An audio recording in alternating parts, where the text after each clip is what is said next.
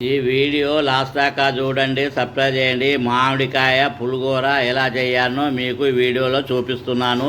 4 మామిడికాయలు తెచ్చుకున్నాము. దీన్ని పై పొట్టు తీసి చిన్నగా గీరుకోవాలి. ఇగో ఒక 10 లవంగాలు, జీలకర్ర,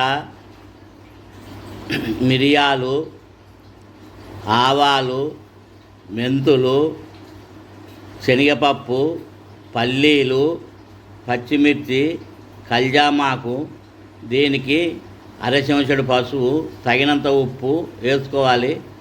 ఇప్పుడు వీటిని తయారు చేసి చూపిస్తా. మొత్తం ఇప్పుడు కడిగి దీని మామిడికాయలను చిన్నగా తురుముకోవాలి.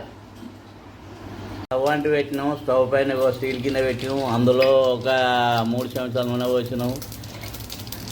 పోపిత్తులు వేసాము. జీలకర్ర, మెంతులు, ఆవాలు,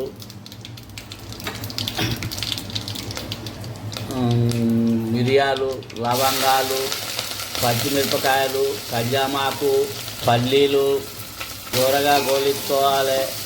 ముందుగానే పోపిత్తులు, లవంగాలు, మిరియాలు, జీలకర్ర, ఆవాలు, మెంతులు వేసి గోలించాము. తర్వాత పచ్చిమిరపకాయలు, కల్జామాకు, పల్లీలు, శనగపప్పు నానబెట్టి వేసుకోవాలి.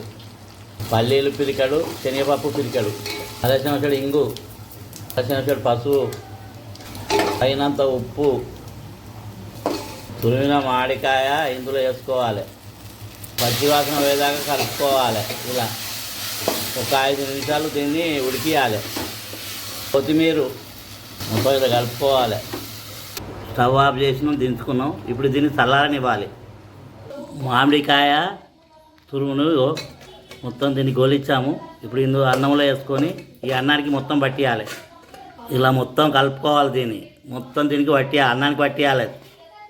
ఇలా మొత్తం కలుపుకోవాలి. చూడు, అన్నానికి మొత్తం ఈ మామిడికాయ తురుమును పట్టియాలి. మామిడికాయ పులిహోర రెడీ అయింది. గుమగుమలాడుతుంది. వేడి వేడి తింటే చాలా రుచిగా ఉంటుంది. ఇది మళ్ళీ కావాలనిపిస్తుంది. మామిడికాయ పులిహోర చాలా పుల్లగా తిన్నా కొద్దీ తినాలనిపిస్తుంది.